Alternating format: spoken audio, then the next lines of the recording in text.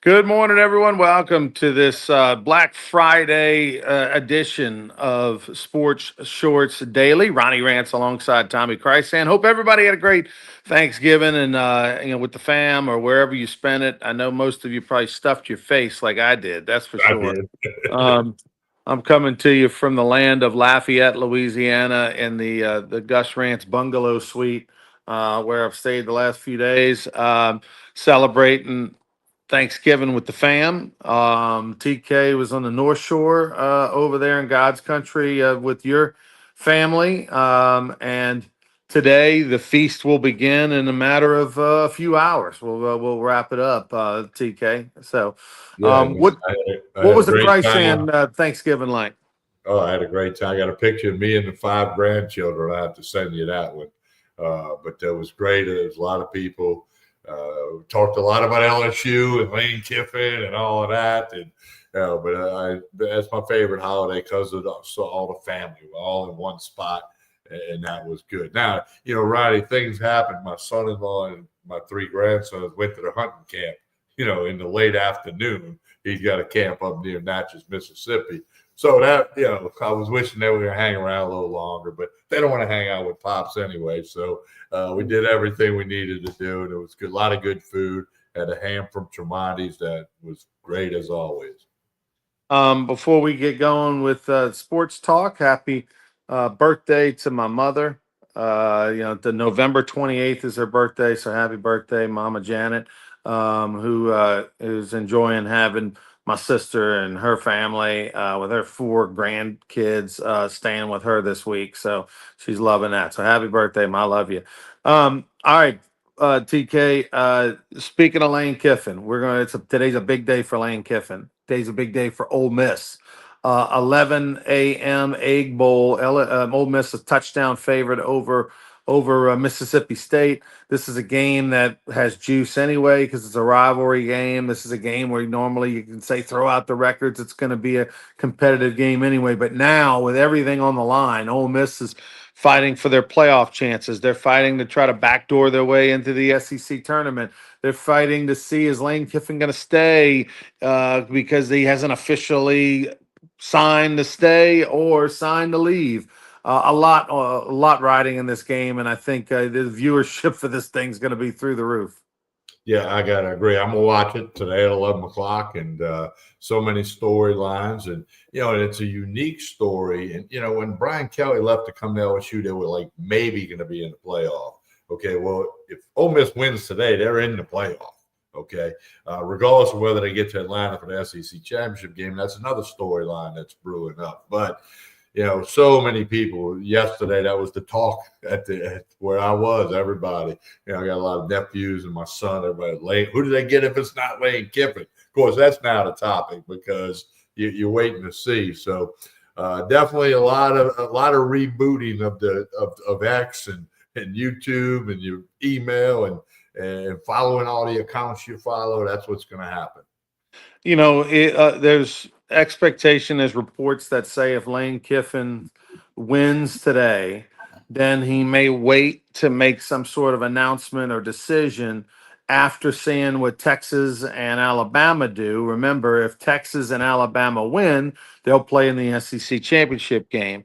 If Texas loses to Texas A&M tonight, if Alabama loses in the Iron Bowl tomorrow and Ole Miss wins today, then Ole Miss gets into the SEC championship. But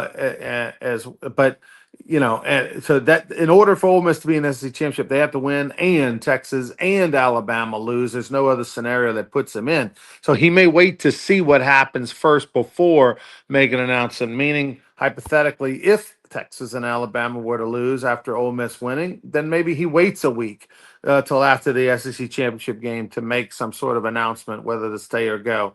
Again, I can't imagine a scenario, Tommy, where he's staying. If he was going to stay, he would have made the announcement. The team would have made, the school would have made, because there'd be the juice that the fans and the players and everybody would want. It wouldn't be a secret you'd want to keep. There's benefit to announcing it to give your fan base and your team even more motivation and enthusiasm. So the fact that nothing's been said leads me to believe he is going. The question just simply is, where is he going? Is it the NFL? Is it college football? Now, what about this, Ronnie? I just come up with this as you were talking. What if he tells his team? I mean, we're like an hour and a half, a little more than that away from kickoff. What if he gets the team in and says, "I'm not going anywhere, guys. Now let's go out and kick Mississippi State's tail, and then go win the FCC." Happy Thanksgiving. I'm staying. Is that, what's the chances of that? 2%, 3%? I don't think that. I don't think so. People think back to when Les Miles did that in '07 at the SEC championship game. But the only reason that he made that announcement publicly, I got a damn fine team, I'm not going anywhere, was because it leaked on ESPN, because ESPN on game day and stuff, they started reporting Les Miles to Michigan, and he felt it a distraction and necessary to clear the air. In this case, it's been a distraction for weeks, and Right. Lane Kiffin hasn't cleared the air. So why would he do it this morning? And oh, by the way, it's 9:22. They start in an hour and 38 minutes, so hadn't happened yet. But um, it's a bizarre scenario, and I can't wait for it to be over with. I personally, gun to the head, would have to say I think Lane Kiffin's going to be the next coach at LSU.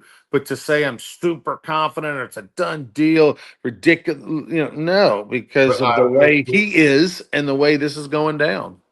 would you put $100 on it that he's the I next have, coach? I have put some money on it. Okay, Yeah. well, I would bet $100 when anybody wants to bet me that he will be the next LSU coach. Now, again, like I said Wednesday on Sports Shows Daily, I don't know that. That's just a strong feeling I have, is that when it shakes out, whether that's tonight, tomorrow night, I hope we know something by the time we're on the radio tomorrow. We'll be on, by the way, 12:30 to 2:30 over at Point Marie, little Papa Earl's tailgate. Mm-hmm. Yeah, so we'll be on 12:30 to 2:30, only on 104.5 ESPN Baton Rouge. So hopefully we got some news to talk about there. You and I will be there, Hunter McCann, Joel Derry on the phone, whatever we got to do. So that'll be tomorrow at 12:30. Don't forget to set your clock so you can check out Sports Shorts Radio. Yeah, looking forward to that. Yeah, it's one of those deals where if Texas takes care of business, Texas A&M rather takes care of business time, Texas A&M beats the Longhorns, then Ole Miss is done.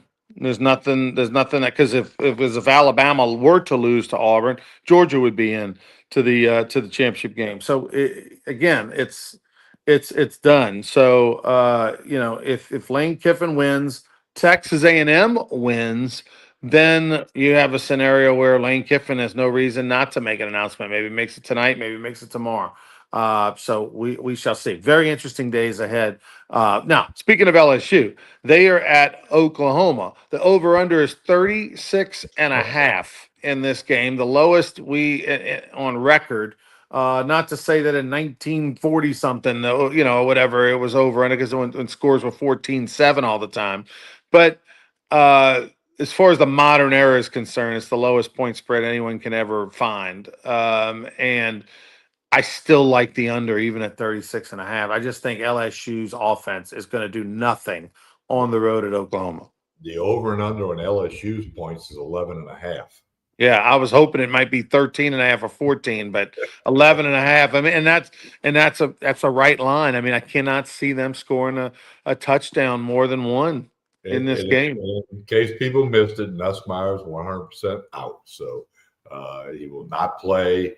It'll be Michael Van Buren and in Oklahoma, and the Sooners have a lot to play for. If their mind is, if they win, they're in the 12-team playoffs, so they're going to have juice. Yeah, there's a lot going on here.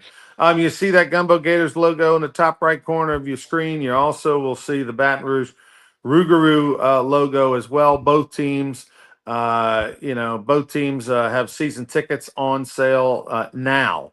And they have Black Friday deals that are going to run now through next Thursday. Go check it out. If you're a Baton Rouge Rougarou fan, there's motivation and reason for you to get your tickets now. If you're a Gumbeaux Gators fan, not only do they have general admission season tickets with a special, but they also have all-you-can-eat season ticket reserved seats in Lake Charles, where you get 2 complimentary alcoholic drinks per game as well. So, I mean, unbelievable deals that we have going on with savings of over 30% or better, plus free gift cards for merchandise. So go check it out. Black Friday sales, great Christmas gifts for folks in the Baton Rouge area, Lake Charles area. If it's not for you, get it for someone else, and also help support the cause. It's a great cause. And I did think I read the sale is good till next Friday. Right. Yeah. It's Yes, Thursday night. Thursday night, it's Black 11:59. Friday, so you don't have to do it today. If you're all busy, make yourself a note. You can get a Christmas gift, like you said, or you got till midnight next Thursday to go ahead and get that done, either the Gumbeaux Gators or the Rougarou. So we want you to get that done. All right, TK. Yesterday, NFL football, watched some really good games.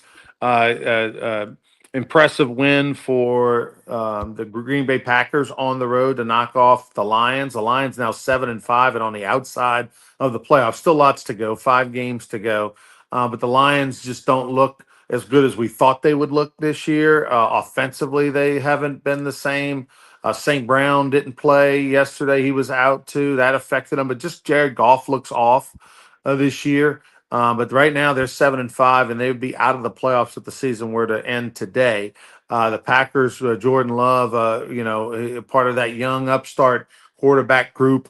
Green Bay, Chicago, young quarterbacks on the rise. Denver, with Bo Nix on the rise. It's a new crop that's on the come up in the NFL. Big win there. Big win for the Cowboys, the Dallas Cowboys, alive. They knock off the Chiefs. The Chiefs again, another team in trouble. Going to be a battle for them to get into the playoffs. They're 6-6, and they are going to have to work their tail off and probably go, for sure 4-2, if not 5-1, to really have a chance at the playoffs. And then the other game was Joe Burrow. I thought Joe Burrow was out for the year. He's been out since the second week of the season with severe plantar fasciitis, turf toe, all that stuff. He played with some sort of carbon fiber metal plate in his shoe and really looked good. Threw a couple touchdowns. The Bengals took advantage of 5 turnovers against the Ravens. The Bengals are going to be just like they always are, Tommy, just like last year. They're going to be the best team not in the playoffs when all's said and done. They built themselves too big of a hole. They've only got a 6% chance of making the playoffs right now, even after the win last night. They're going to win a bunch of games. They're going to come up just short, and they're going to be the best team not in the playoffs. Yeah, I agree.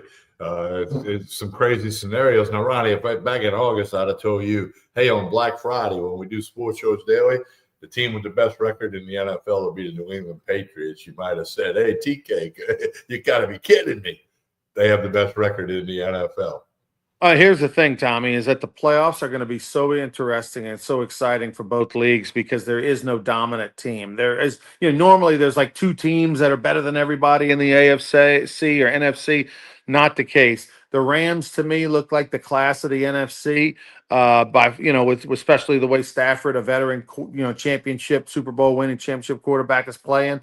The Rams look to be the class of the league, but that's it. Everybody else is everybody else. But I don't think the Rams are so far ahead. It's unrealistic to think that you couldn't beat them. And in the AFC, you're right. I mean, are we really buying the Patriots as the class of the AFC? No. And you got teams like Kansas City and Buffalo that, are supposed to be really good that aren't, that are battling just to make the playoffs. Over in the NFC, the defending Super Bowl champs, don't really, they don't look as good as their record even, the Philadelphia Phillies. They still haven't figured it out. Well, last year, the Eagles won the Super Bowl, best offensive line in the league. That was the consensus. This year, Lane Johnson, big tackle, he's out. They got 3 other guys that are playing hurt. It goes back to the old cliche. It all happens on the line of scrimmage up front. You got an offensive line, you're going to win some games. And the Eagles, use that and, Saquon Barkley and Jalen Hurts and Javonte Smith to win the Super Bowl last year. Barkley's averaging less than 3 yards a carry this year. And that's in part because of the offensive line. Okay. So, there's definitely a link there. LSU men's basketball starting to step up a little competition. The Emerald Coast Classic tonight. Take on Drexel, I believe. 12 Great. and a half point favorite. Drake. Oh, it's Drake. They take on Drake, not the rapper, the team. They're 12 and a half point favorite over in Destin. Did you notice this score, Tommy, yesterday? Did you notice TCU went on the road and beat a ranked Florida Gators basketball team? This is the same TCU team that lost its opener at home to UNO. UNO got destroyed by LSU. I mean, LSU was leading by 36 or something at one point in the UNO game, won by 26-8. That UNO team that looked terrible against UNO LSU looked like they didn't even belong on the same court. Looked like a 5A basketball team, 5A football team taking on a 2A football team. Like it wasn't even in the same category. Talking about a high school football comparison. And that UNO team who beat TCU went on the road to Gainesville and beat Florida. Go figure, Tommy. I don't know. Go figure. I didn't see that score, but that is amazing. Now, one little nugget about Florida, they got a guy that's 7'9".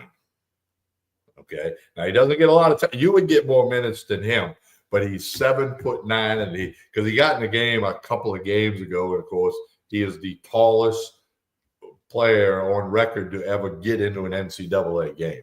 7'9". Now he's pretty thin. He got to run around in the shower to get wet, but he is 7'9". That's unbelievable.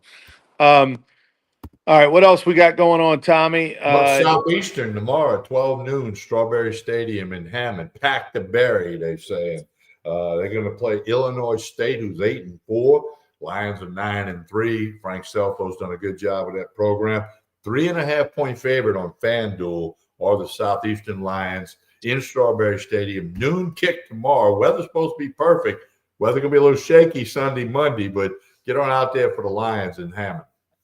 I will be at the Saints-Dolphins game on Sunday. Dolphins a 6-point favorite against the Saints. So I'll be able to report to you on Monday about that, let you know a little something about that experience. Hard Rock Stadium. First time I've been to a Saints-Dolphins game in Hard Rock Stadium. I saw the Saints-Dolphins in New Orleans a few times.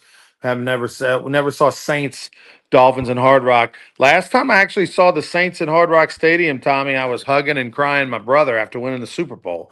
We were there in February of 2010 when the Saints won the Super Bowl. It was a spiritual moment. It was a religious experience. It was one of the greatest days of my life from start to finish. And so I'll be back there. That stadium's been through a little remodel since then. I actually was in Hard Rock for the championship game between Notre Dame, Brian Kelly, and Nick Saban in Alabama. That was in 2012.